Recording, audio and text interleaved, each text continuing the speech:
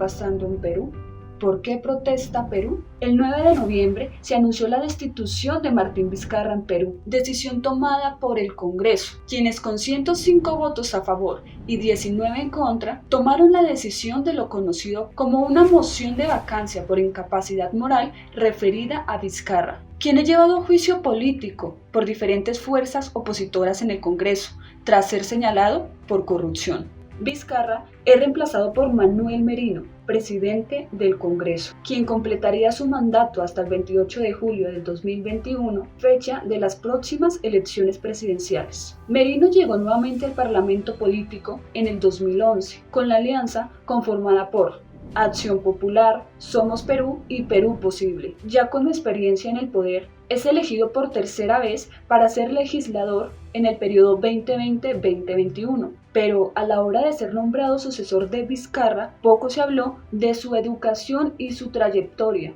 En un país donde existe la justicia social y política, según lo establecido por ley, estos aspectos deberían ser tomados en cuenta a la hora de elegir un mandatario presidencial. Esta crisis política en Perú dio como resultado que miles de ciudadanos salieran a las calles a protestar. Pero, ¿por qué protestan? Es importante recordar que Vizcarra llegó al poder tras la renuncia del presidente Pedro Pablo Kuczynski tras ser inicialmente su vicepresidente. Esto da muestra de que Perú ha tenido una crisis frecuente desde la última elección popular en el año 2016, donde sus mandatarios, como PPK, renuncia por acusaciones sobre corrupción y vínculos con Odebrecht. Y ahora Vizcarra, sin bancada y con bastantes opositores, sale por el mismo patrón anterior, la corrupción. Y aunque su proceso aún sigue en estudio, esto generó una inestabilidad tanto política como en la sociedad de Perú.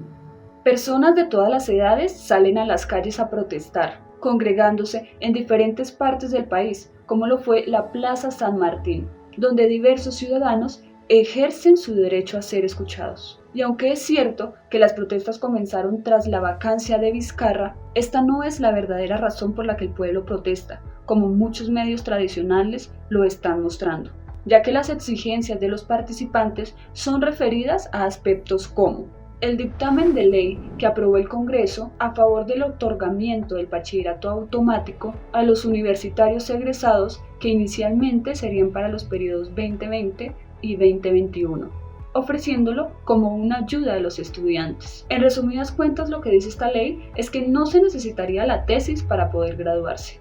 Otro de los aspectos es la indignación ante la máxima corrupción que se está presentando en el gobierno peruano, donde la mayoría de funcionarios tienen vínculos con la corrupción en diferentes niveles. A su vez, exigen que el presidente electo no sea solo alguien libre de acusaciones sobre corrupción, sino una persona realmente preparada, que tenga una trayectoria y unos estudios demostrables que lo ameriten como dirigente político. Y no menos importante, se exige el derecho a la vida, más aún tras la muerte de 2 jóvenes a causa de las agresiones de la policía en medio de las protestas.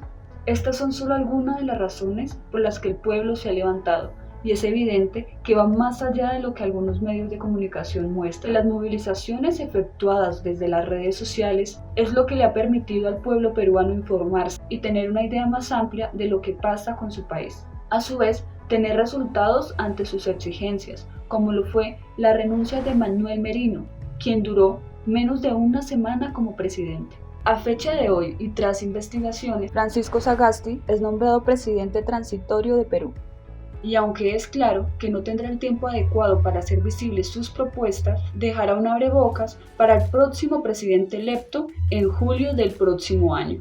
Las protestas son la forma en que las distintas sociedades han pedido ser escuchadas y dan muestra de que es importante analizar la información que recibimos desde diferentes contextos y medios. Es cierto que como ciudadanos se debe exigir el cumplimiento de los derechos, pero asimismo se debe recordar que también se tienen deberes y que de la buena práctica de ambos, los resultados pueden ser visibles en la sociedad. Informémonos más, es la mejor estrategia de batalla.